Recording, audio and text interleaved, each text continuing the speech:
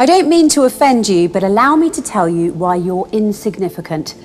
Time is old. Time is really, really old. Time, to be specific, has been alive and ticking for 13.8 billion years. It's tough to get an accurate perception of something like the age of the universe. Humans are bad with big numbers. I don't mean in a mathematical sense, we're pretty good at that, but rather we're poor at judging scale and perspective. Have you considered, for example, that there's a 31-year difference between a million and a billion seconds? By the power of factors, a million seconds, being less than a fortnight, that's 2 weeks for those who don't know, may as well be discarded. The best scientific research currently estimates that the universe is 13.8 billion years old. But that number's so big it doesn't really mean anything to most of us. To put it into perspective, Carl Sagan, an American astronomer, cosmologist and astrophysicist, introduced the cosmic calendar and collapsed the entire history of the universe into just a single year.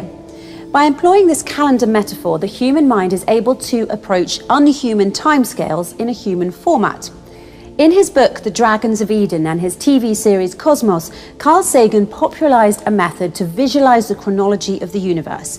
It's simple. Take its current age, 13.8 billion years, and scale it down to a single year, the cosmic calendar, where midnight on the 1st of January marks the start of time, the Big Bang, and the end of the 31st of December is right now, this very moment. The cosmic year is one to remember. Here are a few highlights from it. January 1st, 14 seconds past midnight, hydrogen starts to form. It's cool enough now for electrons to combine with protons. Previously, the universe had been a hot plasma of photons, electrons and baryons. January 10th, the first stars ignite. For over 300 million years, the universe had been dark.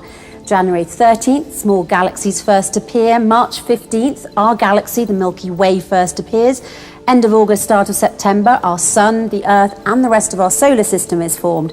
September 21st, first life, single-cell organisms first appear. December 5th, multi-cell organisms, almost 3 billion years after single-cell organisms are formed. December 14th, small animals appear. December 20th, land plants appear. December 25th, welcome the dinosaurs, Merry Christmas. December 26th, mammals emerge. December 27th, birds. December 28th, flowers.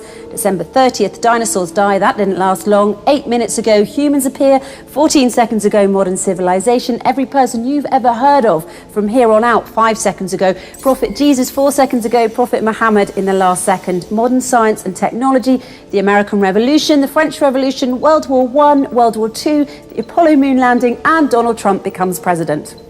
Your life, if you're lucky enough to live to the age of 109, is a blink of an eye, a quarter of a second. You are insignificant in the grand scheme of the cosmos. But don't let that get you down. You're also extremely fortunate to have this fleeting moment in the sun. The average ejaculate has 250 million sperm cells, and you made it, buddy. Best make the best of your day. Carl Sagan's cosmic calendar did not only help us understand the age of the universe in an easier way, but it also helped us understand what is meant by two groups of verses in the Holy Quran, addressing the same topic, but written in a different way. The first group of verses says, "It is He, God, who created the heavens and earth in 6 days." And the other group of verses says, "It is He who created the heavens and the earth and what is between them in 6 days." This is the Quranic cosmic calendar revealed over 1400 years ago. And let me explain why I believe the Holy Quran introduced the cosmic calendar approach first, before Carl Sagan. The answer is simple. It's because there is a great similarity between the Holy Quran's cosmic calendar and Carl Sagan's cosmic calendar. These similarities are as follows. First, by employing this calendar metaphor, the human mind is able to approach unhuman timescales in a human format. That's why Carl Sagan popularized the cosmic calendar in the first place and collapsed the entire history of the universe into just a single year, 365 days. And the Holy Quran introduced the cosmic calendar and collapsed the entire history of the universe into just 6 days. Second, Carl Sagan's cosmic calendar tells us that the Earth was formed in the end of August, which means it was formed in the 8th month out of 12 months, which is precisely at the point when the universe was in 2/3 of its age. Now, similarly, the Holy Quran's cosmic calendar tells us that the Earth was formed in 4 days out of a total of 6 days, being again when the universe was exactly in 2/3 of its age. This is written in chapter 41, from verses 10 until 12. In 4 days he made in the earth what anchors it from high above it, and put barak in it, and equally measured out sustenance of its dwellers for those who ask. Then he directed himself to the heaven while it was smoke. Then verse 12 says, and he completed them 7 heavens within 2 days, and he made in each heaven its affair, and adorned the nearest heaven with lamps.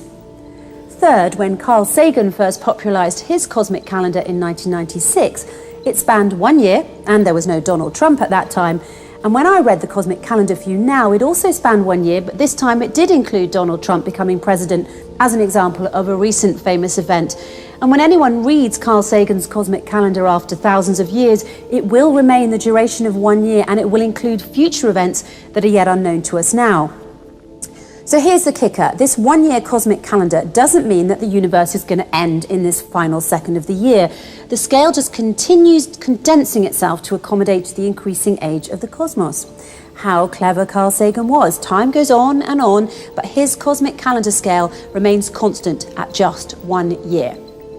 But Sagan is not alone, because the Holy Quran did it first. When you read the Holy Quran, you'll know that the Quran's 6-day cosmic calendar doesn't mean that the universe is going to end in the final second of the 6th day. The scale just continues condensing itself to accommodate the increasing age of the cosmos. When the Holy Quran says it is He, God, who created the heavens and earth in 6 days, and in another verse says it is He who created the heavens and the earth and what is between them in 6 days, it is implying that what is between the heavens and the earth have not yet ended. Every moment there is something created in between the heavens and the earth. So now I say, how clever the Holy Quran is. Time goes on, and still its cosmic calendar scale remains constant at just 6 days.